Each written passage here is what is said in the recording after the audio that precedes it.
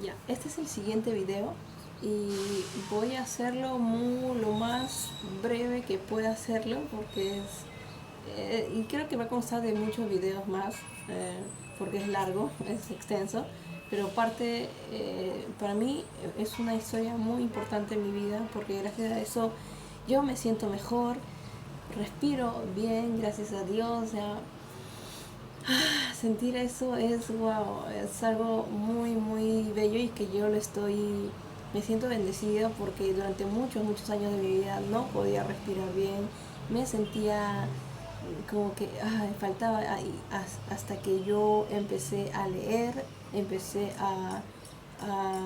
hasta que Dios me hizo conocer a una persona muy especial que impactó positivamente, mayormente en mi vida de forma positiva y algunas cosas como siempre, no todo es perfecto, pero siempre yo valoro las cosas buenas y siempre saco lo mejor de cada persona de la persona que Dios me pone en el camino.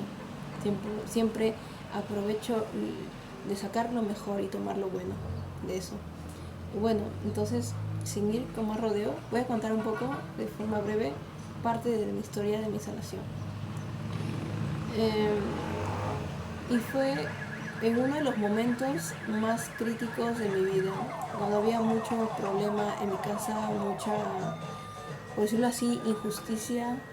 En una de esas, un gran amigo que conocí en la Academia Aduni, en sede colonial, él se convirtió en una persona muy importante en mi vida, ya que me ayudó de forma consciente al proceso de sanación del asma.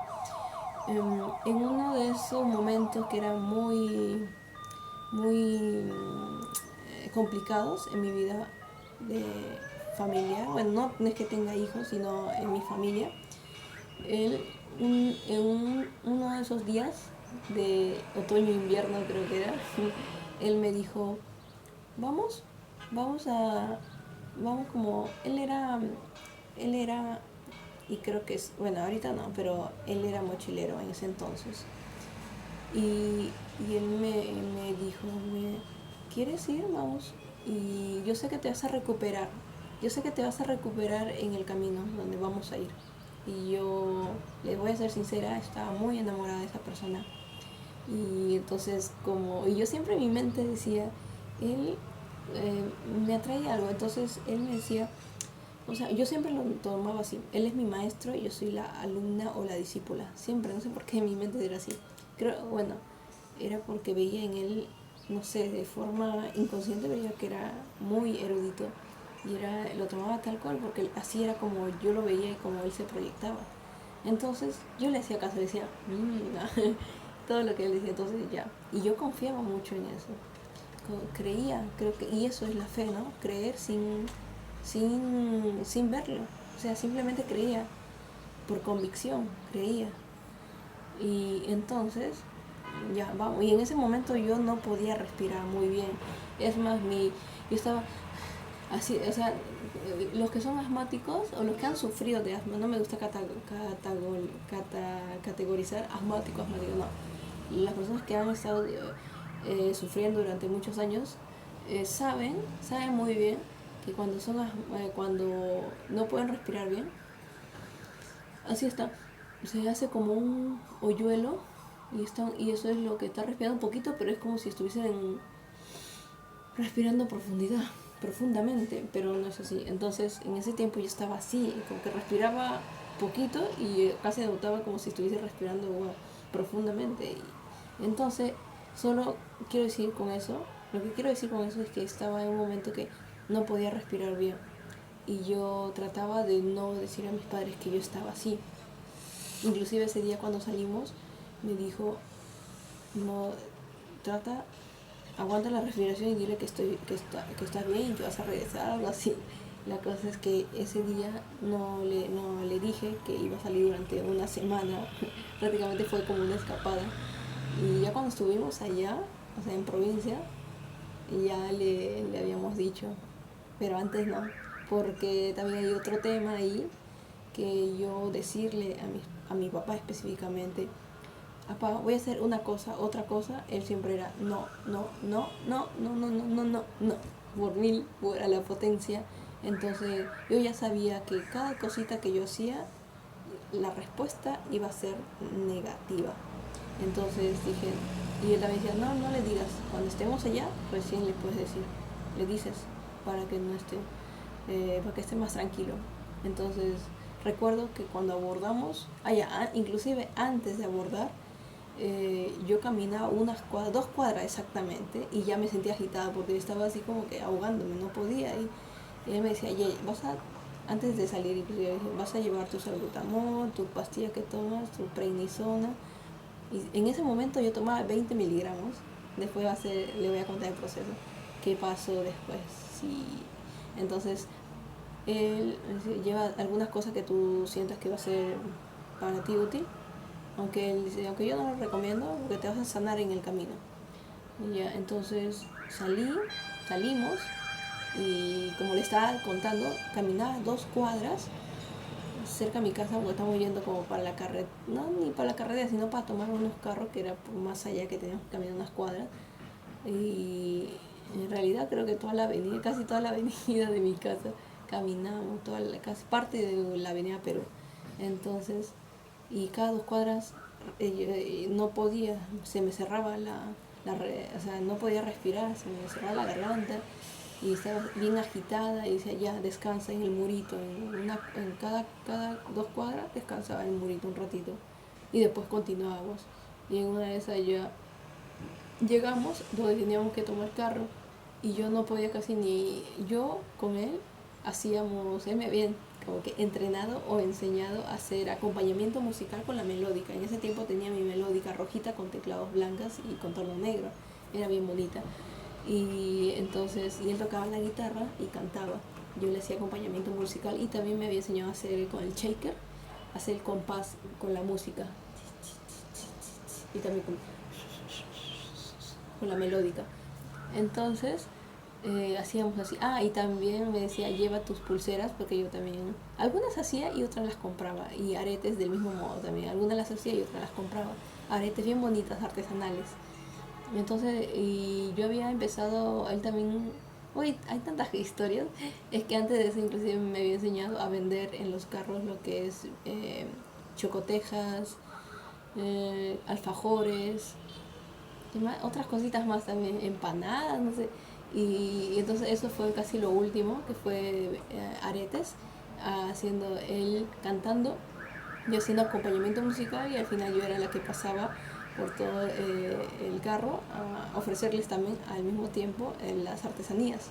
Y gente nos apoyaba por la música o por las artesanías y así recolectábamos dinero, juntábamos dinero. Y entonces, pero en ese momento yo no podía, mi voz estaba a la justa para respirar, que más, porque para hablar, inclusive lo que estoy haciendo, tenía que estar bien en mis pulmones, o sea, en ese momento no. Entonces me decía, no, tú te vas a sentar en el autobús, en el bus, en el carro, en el micro, en donde sea te sientas y yo voy a cantar, voy a hacer música, ya tú no te preocupes, tú te vas a sentar nomás.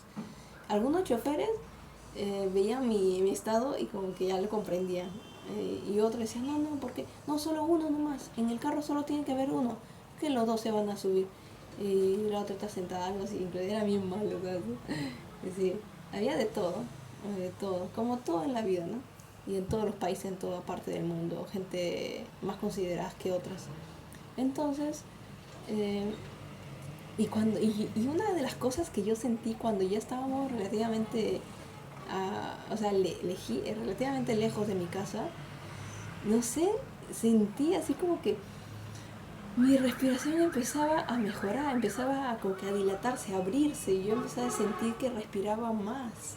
Y eso fue totalmente sorprendente. Inclusive, mira, ahorita no se nota muy bien, no sé si se nota, ahorita estoy yo con un pequeño proceso de eczema, porque también me he dado cuenta que he estado comiendo últimamente muchos dulces y se me empieza a resecar parte de mi mano. Ahí no sé si no se nota muy bien, la verdad, pero mi mano está un poco reseca, muy reseca, más que todo esta mano, y ahí se nota un poco, acá la rayita está reseca, y bueno, en ese tiempo era bueno, ahorita yo sé que esto yo lo puedo arreglar otra vez porque sé que es lo que me ha generado, pero en ese tiempo yo no sabía. Y también el tema del asma hacía que también era algo parecido, era que se me arrugaba tanto, hasta había perdido también las líneas de, las líneas, ¿cómo dicen? Las líneas, las huellas dactilares, había perdido. Y cuando uno de lo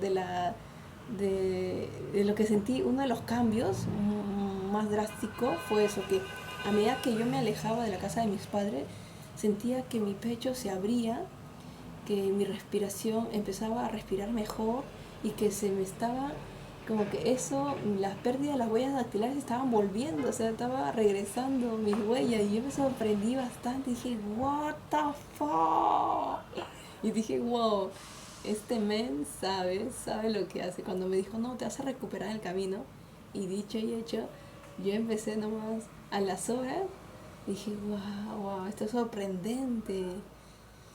Ya después con los años me di cuenta cuando leía también, cuando había leído programas, no, PNL no, quiero decir biodescodificación, hablaba que muchas veces los pacientes con asma tienen algo en común, que viven en un ambiente tóxico, muy cerrado, muy hermético, en donde bien el padre o la madre le ejerce mucho, como que mucho cuidado, exceso de cuidado, y entonces como que el niño, la niña no puede respirar, es un entorno para él de forma inconsciente, psicológicamente es tóxico, entonces como que se le empiezan a cerrar los pulmones.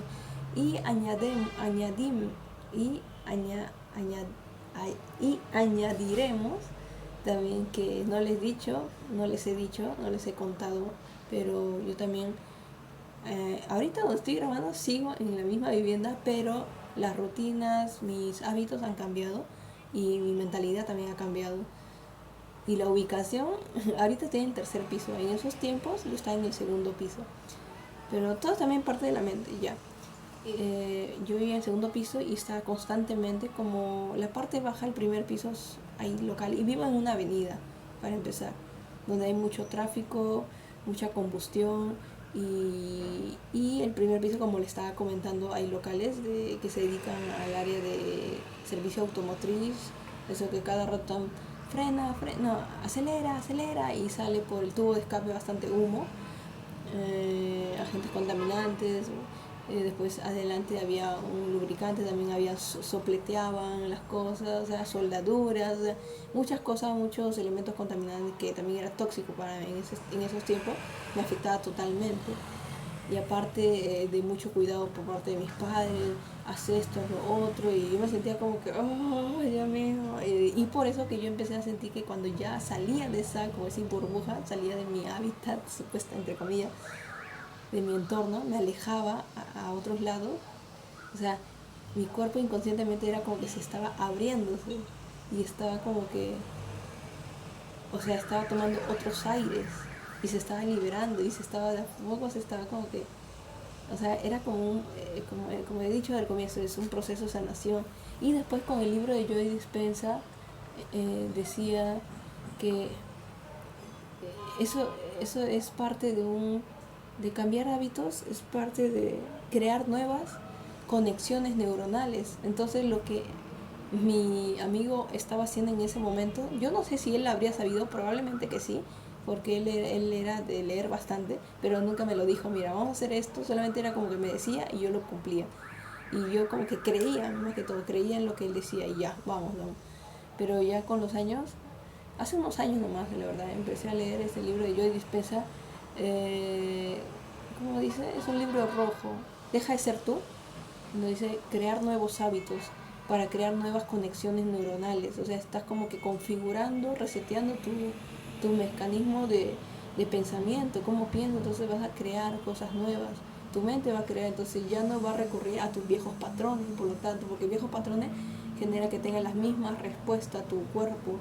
Entonces yo al generar, al irme con ese amigo a otro lugar, era como que estaba reseteando y me sentía más tranquila, más en paz, y se estaba como que sanando, recuperando, abriéndose el pecho, poder respirar mejor y varias cosas, y fue casi instantáneo. Y así es, y bueno, Y después otras cosas más que voy a decir en otro video porque ya son 14 minutos, 15. Bueno, nos vemos en el siguiente.